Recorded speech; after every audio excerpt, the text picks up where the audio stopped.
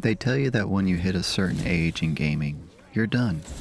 They say your twitch reflexes fade, your reaction times slip, and you just can't keep up with the hyperspeed of modern action RPGs. They say that unless you're young, fast, and caffeinated, you shouldn't bother with the hardest difficulty settings. But I'm here to tell you that that's nonsense. I'm playing No Rest for the Wicked. I've cranked the difficulty up to Path of the Unspoken, but I'm not playing hardcore mode. I'm not looking to restart the game if I slip off a ledge, but I am playing on the hardest combat setting the game has to offer. I've also turned off the health bars and poise bars of the enemies to add just an extra layer of difficulty as well. I'm running a heavy build that moves like a tank, and despite the boosted damage numbers and the aggressive AI, I walked into the first major boss fight, Warrick the Torn, and dropped him on the very first attempt. No panic rolling, no hyperspeed inputs, just patience. Welcome back to the channel. I'm the Nuclear Squid. Grab a drink, settle in. Today we're talking about the Craftsman approach to conquering high difficulty gaming and how playing like an old man can actually be your superpower.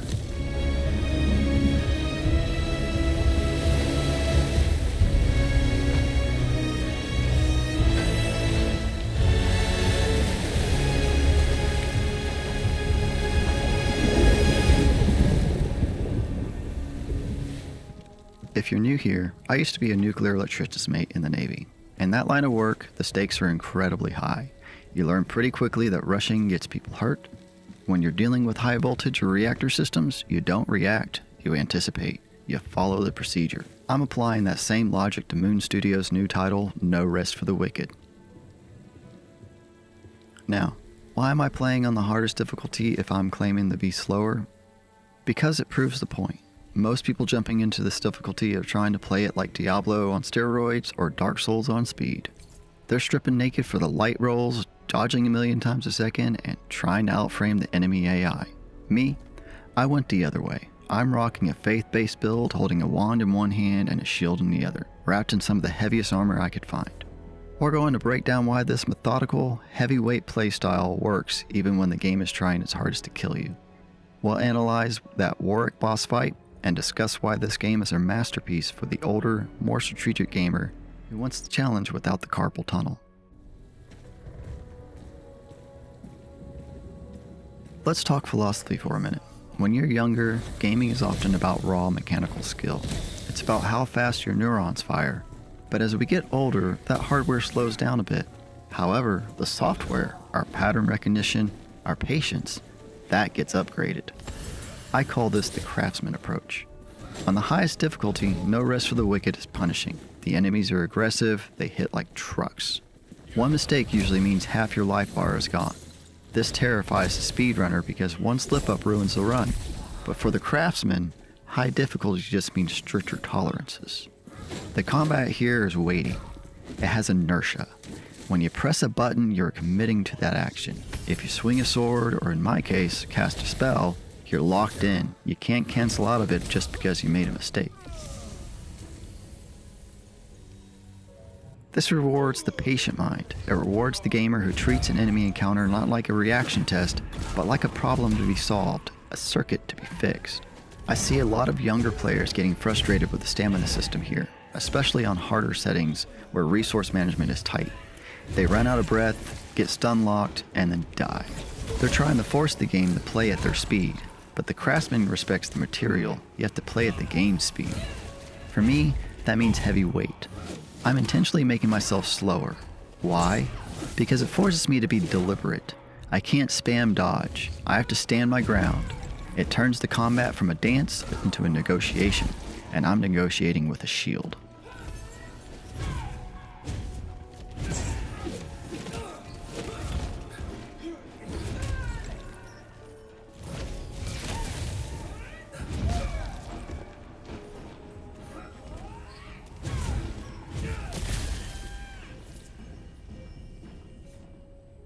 Let's look at the hardware I'm running to survive these difficulty settings.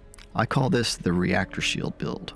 I'm using a faith-based wand. Usually wands in RPGs are for squishy wizards standing in the back lines. But No Rest for the Wicked lets you do something really interesting.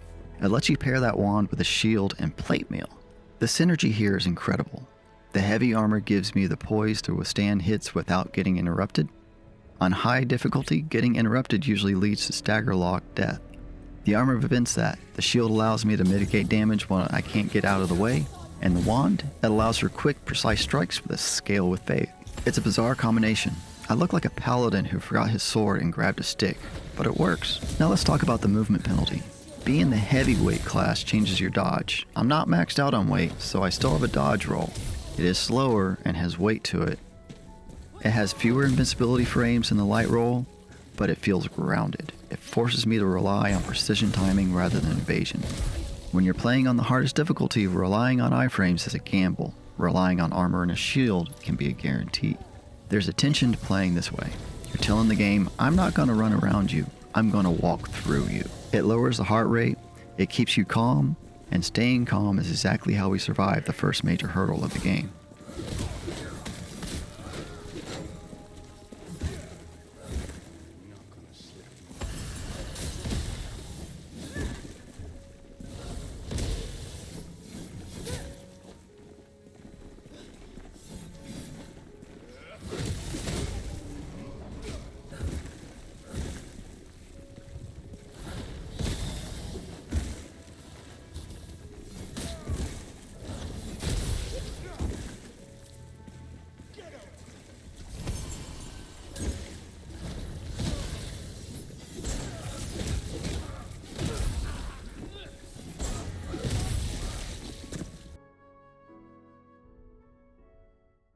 So now let's talk about Warrick the Torn.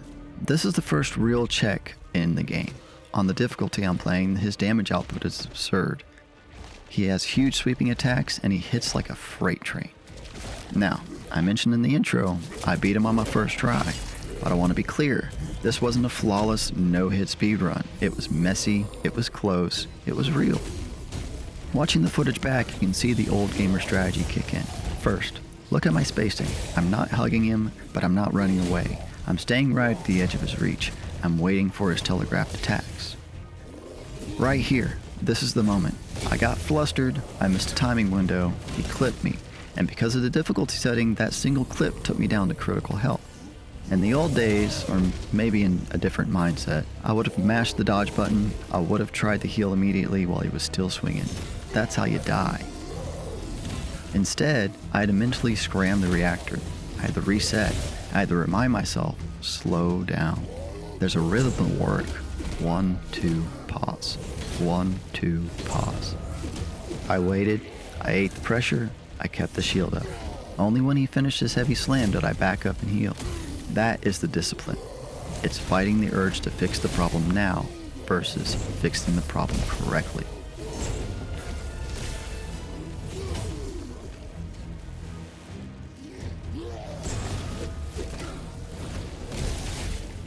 The wand was an excellent choice here. Because the attacks are relatively quick, I could poke him once or twice, get the shield back up, methodical, do chip damage.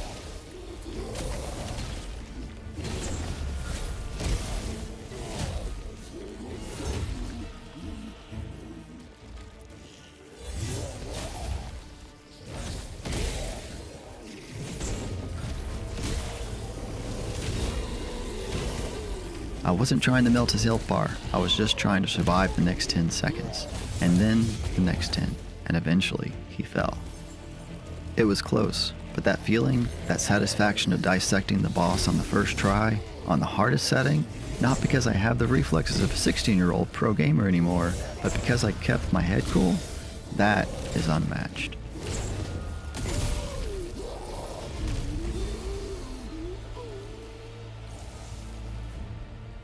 Now in the Navy, we had a saying, slow is smooth, smooth is fast. If you rush to fix a pipe, you strip the bolt.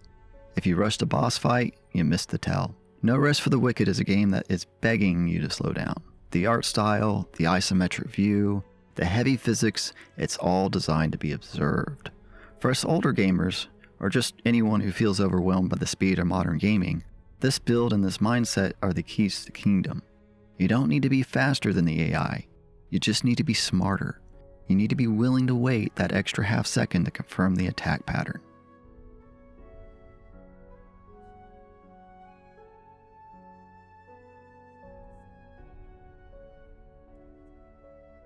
So if you're struggling with Warrick, or the high difficulty feels unfair, try to slow down. Put on some heavier armor, grab a shield. Stop trying to out-twitch the computer. Play like a craftsman, measure twice, cut once. I'm curious to hear from you guys. How are you tackling No Rest for the Wicked? Are you brave enough for the high difficulty setting? And if so, are you going fast and light, or are you joining me in the heavy armor club? Let me know down in the comments below. If you enjoyed this late night breakdown, do me a favor. Hit the like button, it helps the signal reach more people. And subscribe if you want more methodical analysis from this old Navy nuke. I'm the Nuclear Squid. Keep your powder dry and your shields up. I'll see you in the next one.